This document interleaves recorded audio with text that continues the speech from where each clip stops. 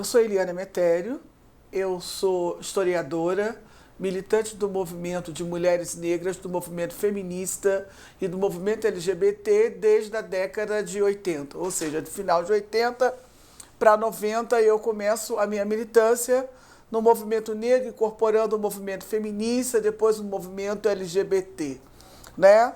Eu trabalho, a minha pauta de luta bem é o debate do racismo, gênero e as sexualidades, e é sobre isso que eu vou falar um pouquinho com vocês, né?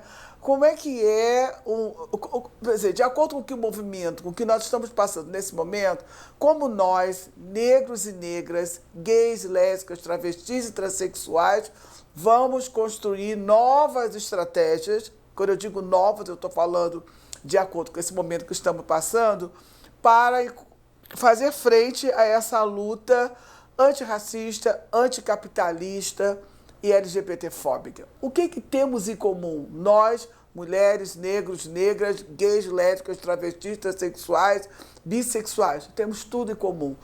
Nós sempre formamos os segmentos, né, dessa sociedade conservadora que sempre ditou que nós não estávamos inclusas nesse projeto político capitalista. Falar de patriarcado, que é uma palavra que já muita gente tem dito esse tempo todo, eu às vezes até digo que parece que virou moda falar em patriarcado, todo mundo fala em patriarcado, mas poucos entendem que o patriarcado é exatamente esse sistema que tem como liderança e como especificidade e exemplo os homens brancos e ricos e macho, né? E aí nós estamos dentro dessa formação de sociedade, aonde estamos nós? Nós estamos aqui, colaborando com o capital, com a nossa força de trabalho, com a inserção na sociedade, lutando por nossos direitos. Nós estamos aqui, mas as forças conservadoras estão o tempo todo desejando que nós não estejamos. E como se faz isso e como está hoje esse cenário de conjuntura política para nós, lésbicas, mulheres lésbicas e bissexuais, dentro de um sistema em que se tem uma ministra que diz que lugar de mulher dentro de casa tomando conta dos filhos. Lugar de mulher, de que mulher ela está falando? Ela está falando de uma mulher hétero, com certeza casada, dentro da construção familiar e vivendo o papel de dona de casa e mãe. E quem disse que as lésbicas e as bissexuais também não são donas de casa e também não são mães? Sim, lésbicas são mães, são tias, são filhas, são avós e até bisavós. E, no entanto, apesar de estarmos nesses lugares diferenciados, né, estarmos, aliás, em todas as partes, não somos inclusas dentro desse pacote, né, da heteronormatividade feminina, e dentro desse conceito. O mesmo se dá em relação a negros e negras. Qual é o papel do movimento de lésbicas e bissexuais durante esse tempo inteiro? É óbvio que dentro do movimento LGBT foi necessário que nós tivéssemos que fazer um recorte das lésbicas, das bissexuais, né? Como é que o movimento... Porque se é uma luta por direito, nós lésbicas e bissexuais estávamos inseridas no outro grupo, no grupo de mulheres em geral. E aí, dentro desse grupo de mulheres em geral, nós começamos a construir os nossos direitos a partir dessa orientação sexual diferenciada, que é exatamente a lesbianidade e a bissexualidade. O que eu chamo de lesbianidade? O que é lesbianidade?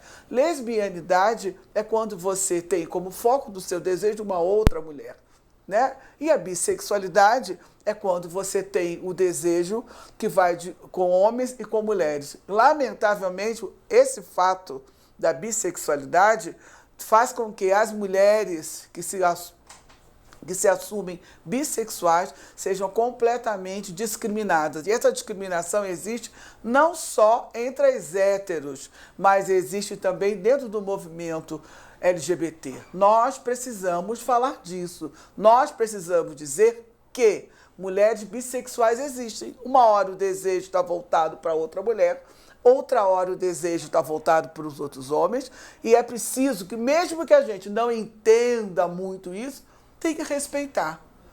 né? E nesse bojo dessas questões que estão aí circulando o tempo todo, que todo mundo agora resolveu falar sobre isso, todo mundo discute orientação sexual, transfobia, transexualidade, travestilidade, todo mundo discute tudo, mas teoricamente é muito fácil a gente falar disso.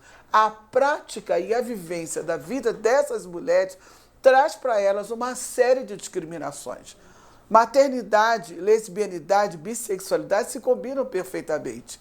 Assim como há mulheres héteros que não querem ter filhos, as lésbicas, tem várias lésbicas que querem ter seus filhos e várias mulheres bissexuais que querem ter seus filhos e têm seus filhos. E eu posso garantir a vocês que filho de lésbico, de bissexual, não é diferente do filho de ninguém. Eles são crianças que se tornam adolescentes, rebeldes mais ou menos, como todo mundo. Então, a primeira coisa que a gente precisa entender de que pessoas nós estamos falando e de que direitos dessas pessoas. Por isso estamos aqui. A questão da comunidade LGBT, ela não é uniforme, né? Existem gays, lésbicas, travestis, transexuais, brancos e negros. E quando existe isso, e quando você faz o recorte de gênero, raça e orientação sexual, vai cair numa questão que a gente fala muito, que são as tríplice discriminações. Um gay branco não é um gay negro. Um gay branco e pobre não é tratado da mesma maneira que um gay negro e pobre. A questão de classe permeia essa vivência, né? Para que ele esteja no mundo. Como é estar no mundo racista, você sendo gay, indo de encontro, que isso é que é importante.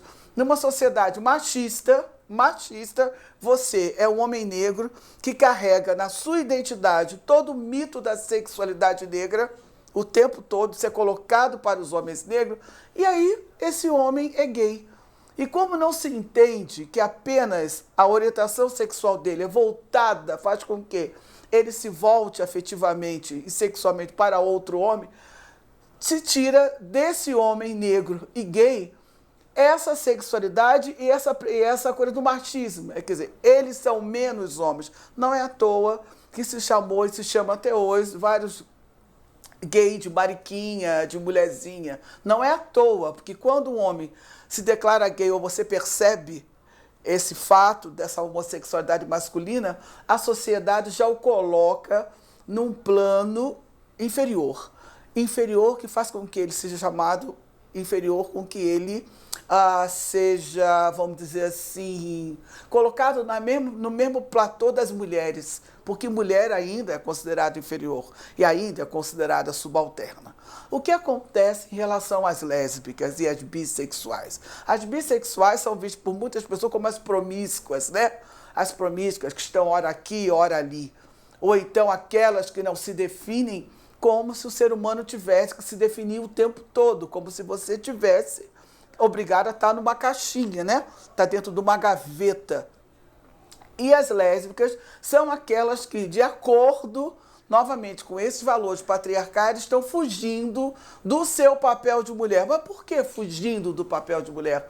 Porque lésbicas não engravidam? As lésbicas não engravidam com outra. Mas as lésbicas engravidam com os homens, as lésbicas podem usar técnicas de gravidez, de fertilidade, basta querer. E é preciso que a gente tenha esse debate de maternidade e lesbianidade. As lésbicas podem ser mães como qualquer mulher que queira ser mãe. E, por fim, falar da questão das travestis transexuais, né? Não é à toa que, ano passado, assassinaram 192 travestis e transexuais. Não é à toa que o jornal de hoje pela manhã está mostrando mais uma travesti que teve a mão cortada e colocada sobre o rosto, mostrando a outra que foi colocada e incendiada. Agora, nesse dia, hoje é dia 6 de maio, e nós já temos 2 travestis assassinadas no mesmo fim de semana. Por que se matam tantas travestis e transexuais? Por quê? O que acontece em relação a essas mulheres? Porque são mulheres. Esse é um debate muito complexo, inclusive complexo para algumas pessoas que são da militância LGBT. Mas é um debate que temos que trazer a identidade de gênero. Como é que eu vou falar de identidade de gênero? Vou dar um exemplo. Sexo. Aí você diz para mim, você é um homem gay. Aí eu digo para você, sexo, você vai dizer masculino, gênero, masculino. Orientação sexual, gay. Então, entenderam como as coisas se procedem? Você tem o sexo, você tem o gênero e você tem a orientação sexual. No caso das travestis e transexuais, elas responderão de acordo com o biológico, talvez, né? Sexo, a priori, quando nasceu, masculino. E o gênero, feminino. A orientação sexual pode ser homossexual ou heterossexual. Você pode, como tem acontecido, tem várias dentro do movimento, você encontra travestis e transexuais lésbicas, você encontra travestis e transexuais bissexuais, você vai encontrar travestis e transexuais heteronormativas, que só vão transar com homens. Agora, como fazer a sociedade entender que essas pessoas, primeiro, elas existem, né? E existem como? Existem a partir de uma ousadia, de uma reinvenção do seu próprio corpo para que elas se sintam em paz consigo mesmo e principalmente felizes. E aí se paga com a morte o preço de toda essa ousadia. Numa sociedade machista, como está construído, você nasce homem no lugar de visibilidade, né? Como a gente diz, né? Você nasce no bom lugar, você é homem. Aí você, em determinado momento da sua vida, você abre a mão de ser homem para ser gay. É o primeiro momento que você reconhece essa orientação que está vindo para você. Você primeiro é gay, mas depois você percebe, não, eu não sou gay, né? Eu sou uma mulher, eu me sinto uma mulher. E aí você sai em busca disso na vida. E sai em busca como? Você sai em busca colocando silicone nos seios, silicone nos quadris, silicone nas nádegas, silicone no rosto. Enfim, você busca toda uma harmonização para trazer para você o corpo que você deseja ter, o corpo que você precisa ter para que você fique em equilíbrio e harmonia com você mesmo. Que embora você tenha nascido no corpo masculino, você está em desarmonia com o seu desejo, com o seu equilíbrio e com aquilo que você carrega interiormente. Como entender isso? Se a sociedade não entende o que é ser gay, não entende o que é ser lésbico, não entende o que é ser bissexual, imagine entender uma pessoa que a priori nasce homem, nesse lugar de privilégio, né? E depois reinventa o seu próprio corpo, abre mão de ser um homem para ser uma mulher. Lugar de subalternidade na sociedade e uma mulher diferente, uma mulher reinventada, uma mulher que está fora dos princípios religiosos, que está fora do discurso biológico, que está fora dessa sociedade o tempo todo. E como é que acaba essa história? Acaba com a morte. Né? A ousadia dessas pessoas é paga com a morte. E a gente precisa pensar como nós vamos nos unir, aí quando eu falo unir, é unir mesmo todos os movimentos, a partir, primeiro, do respeito aos direitos.